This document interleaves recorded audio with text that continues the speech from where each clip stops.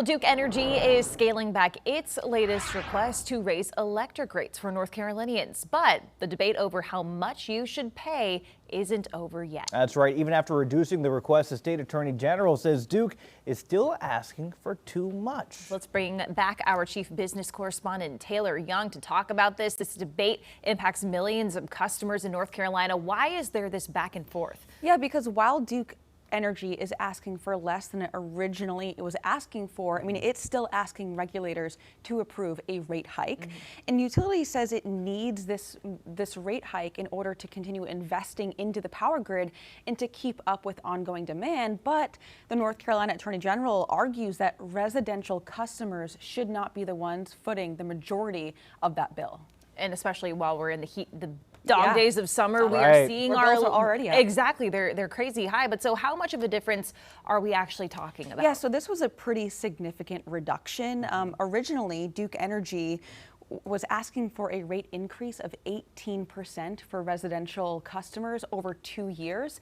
Their latest request is now 9.5%, so roughly half of their original request, which was still denied. And just for context, it's not unheard of for a utility company to kind of shoot for the moon on their first request that they throw out there, because they know that there are going to be negotiations in order to kind of go back and forth on where that price lands. But still, even a 9.5% rate over 2 years, the Attorney General says that's still too high. I mean, it's good negotiating, right? Because it makes the 5%? 9.5% look better. Look a lot better. It's like, yeah. oh my gosh, but no, it's still almost at 10%. Okay.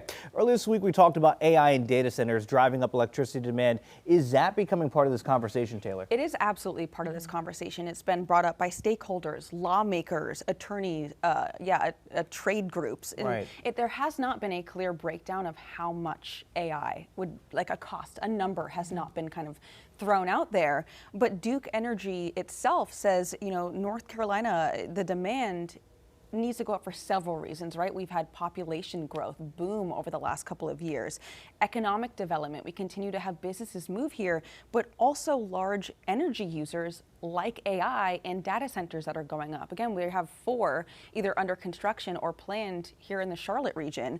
And the Attorney General argues that residential customers, again, should not be the ones that are paying the bill for future development. So, while AI is not the clear-cut reason why we're seeing rates being thrown out this high, but is absolutely part of the conversation and is part of the debate, and I do not see that going away anytime soon. I will say the settlement does not necessarily require approval by the state, but the Attorney General can fight this in court. The commission that ultimately decides this rate is the North Carolina Utilities Commission, and that proposal waits for them to approve this. So we will, I'm sure, be following this as more developments happen. It'll be interesting to see where that rate actually lands for customers. Yeah, we'll keep an eye on that. Taylor, thank you. Queen City News Plus. Just search Queen City News on your smart TV's app store.